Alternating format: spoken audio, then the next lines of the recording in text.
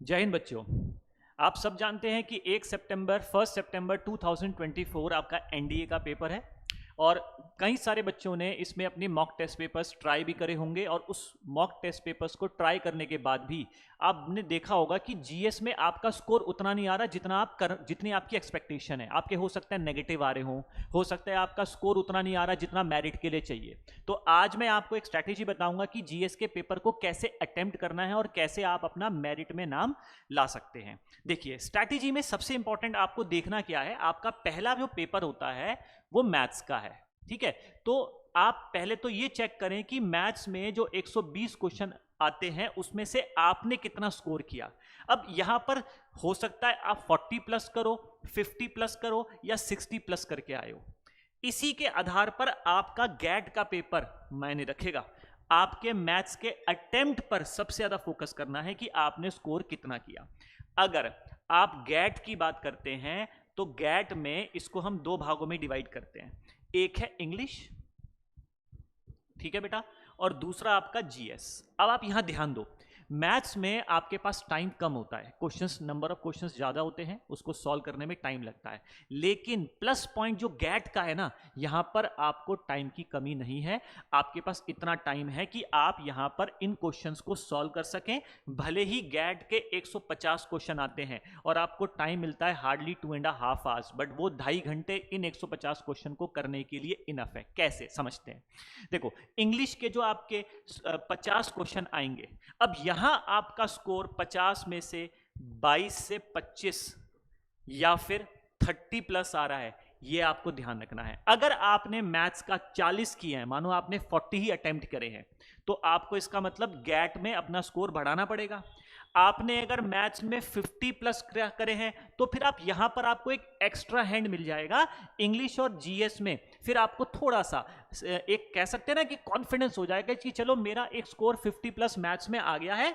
और आप यहां देखिए ना, जो कट ऑफ गई है वो 305 गई थी, तो ये 305 कट ऑफ लाने के लिए तो आप टारगेट 350 का लेके चलो।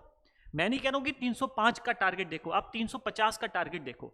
ये स्कोर करने के लिए यहां पर आप देखो, अगर आपने 40 क्वेश्चन सही करे हैं, देखो अगर आपने 40 सही किए हैं यानी कि आपके कितने मार्क्स होते हैं, आपके 100 मार्क्स आए, तो 100 मार्क्स तो 40 पे आ गए। अगर आपने 50 सही की है तो 125 आ गए, यानी कि अब आपके 350 में से 100 या 125 अगर आप हटाते हो तो बाकी का स्कोर आपको गैट में लाना है। तो मैंने क्या बताया, मैथ्स के पेपर के अटेम्प्ट के आधार पर आपका गैट का पेपर डिपेंड करेगा कि आपको यहां पर कितना स्कोर करना है। इंग्लिश के लिए आपको 50 में से 30 प्लस का टारगेट लेके चलो, लेकिन एक्यूरेसी के साथ। अगर आप मान के चलते हैं कि सर मेरे केवल 22 से 25 ही अटेम्प्ट हुए हैं, तो घबराने की जरूरत नहीं है, क्योंकि सेक्शन कट ऑफ 25% है और आप उसको आप आराम से पार कर रहे हैं। मान लो आपने जो है इसमें 25 क्वेश्चन ही अटेम्प्ट करे, तो 100 मार्क्स तो यहाँ के आपके वैसे ही हो गए ना, लेकिन वो एक्यूरेट होने चाहिए। आपको लग रहा है कि मुझे 25 ही आते हैं, बाकी के क्वेश्चन में डाउट आ रहा है, बिल्कुल पेन डाउन कर दो। आप 25 क्वेश्चन पे ही पेन डाउन कर दो।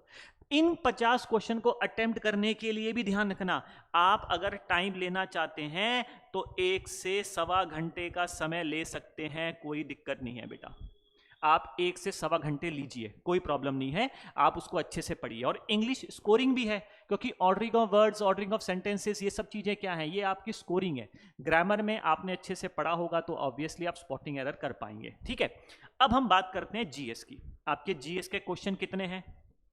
100।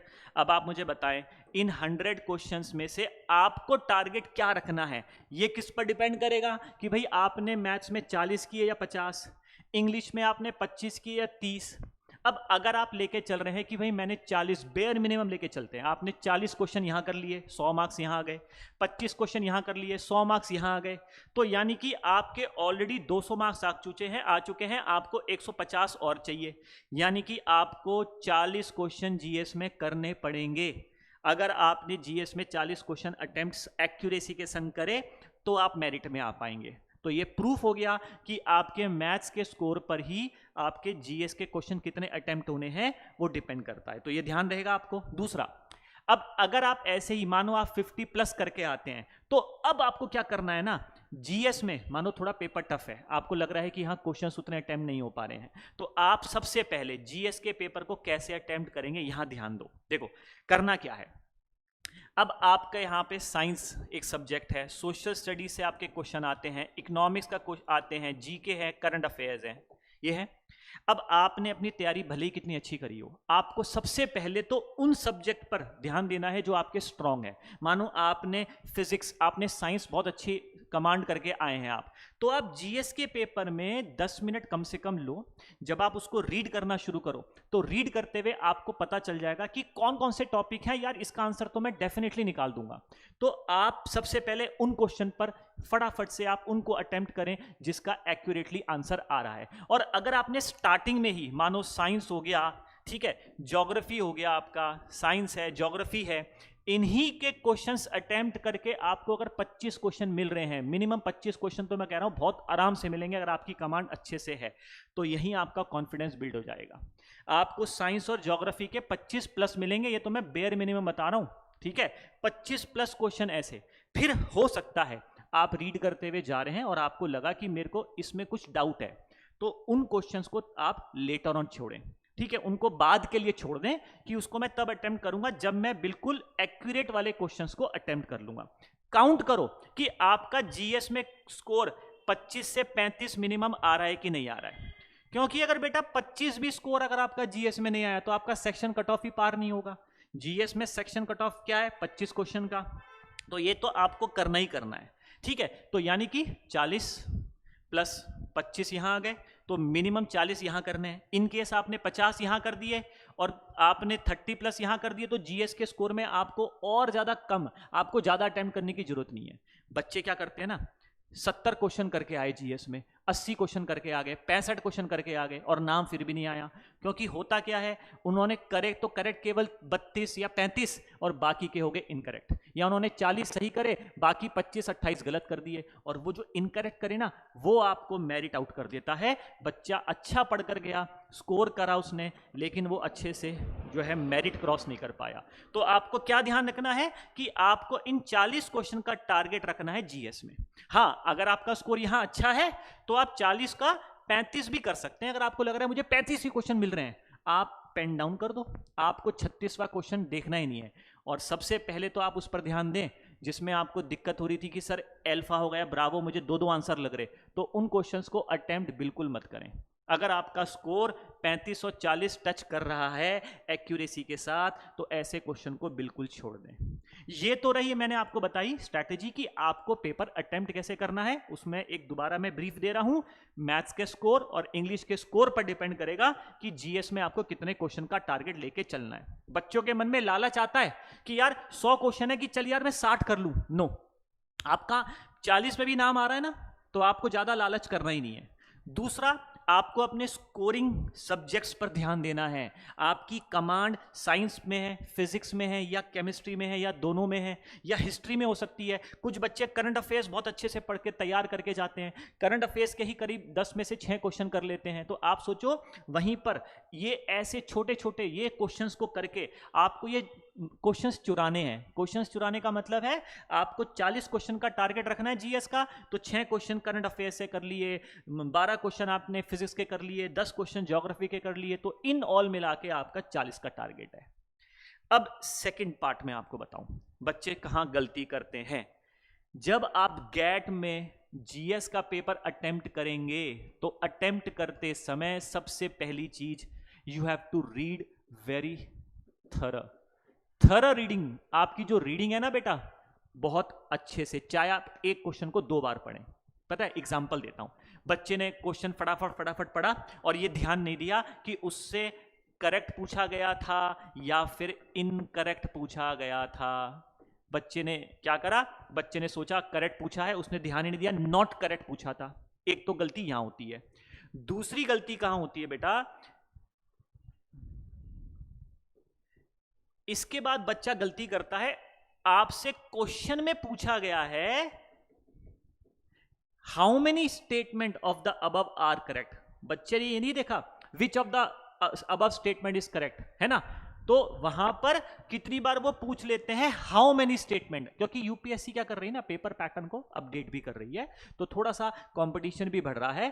पहले क्वेश्चन आते थे कि विच of the above statement is correct, 1 2 both और नीदर 1 and 2।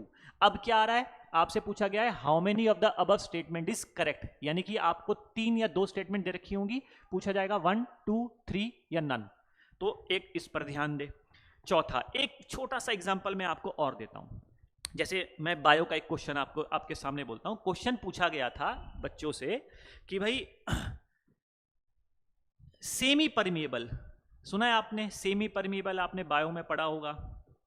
आपसे पूछा गया था क्वेश्चन में कि इनमें से कौन सा, 4 ऑप्शन थे, कौन सा सेल ऑर्गेनल सेमी परमिएबल है, कौन सा सेल ऑर्गेनल सेमी परमिएबल है। अब ऑप्शन में बच्चों ने ब्रावो ऑप्शन में देखा प्लाज्मा मेम्ब्रेन, और सीधा बच्चों ने क्या करा, प्लाज्मा मेम्ब्रेन को टिक करके आ गए, टिक कर दिया।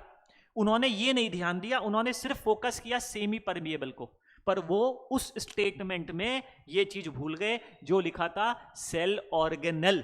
अब प्लाज्मा मेम्ब्रेन तो सेल ऑर्गेनल है ही नहीं, प्लाज्मा मेम्ब्रेन सेमी परमिएबल तो है, लेकिन प्लाज्मा मेम्ब्रेन सेल ऑर्गेनल नहीं है। अब बच्चे ने टिक कर दिया प्लाज्मा मेम्ब्रेन और ओएमआर में भी मार्क कर दिया। बाद में जब रिवाइज किया तो देखा अरे यार मैंने तो गलती कर दी, ब्रावो नहीं चार्ली ऑप्शन है। अब ओएमआर में भर गया तो वो दोबारा तो करेक्ट हो नहीं पाएगा। तो ये भी एक बहुत बड़ी गलती बच्चे करते हैं। तो आप मिस्टेक्स क्या हैं उस पर भी ध्यान दें, और आपको कैसे अपना पेपर स्कोर करना है, आपकी स्ट्रैटेजी होनी चाहिए। भले ही आपने बहुत अच्छी तैयारी करी हो, अगर इनमें से कुछ भी आपने मिस्टेक करी, ज़्यादा अटेम्प्ट करने के चक्कर में नेगेटिव कर दिए, या आपने पेपर को अच्छे से रीड नहीं किया, तो बेटा बहुत अच्छा पेपर आते हुए भी आपका नाम नहीं आ पाएगा, and it will be really painful. ठीक है, तो मैं समझता हूं कि आप इस स्ट्रैटेजी के साथ चलें और डेफिनेटली आपका कॉन्फिडेंस बिल्कुल बना रहेगा, और आपको रियलाइजेशन हो जाएगा जब आप हमारी साइट से आंसर्स चेक करेंगे, आपको कॉन्फिडेंस आ जाएगा कि मेरा पेपर क्लियर हो रहा है कि नहीं, and then you can start preparing for your SSB also. So that's all for today. मैं आपको आपके आने वाले पेपर के लिए wish you all the very best बेटा। जय हिंद, जय भारत।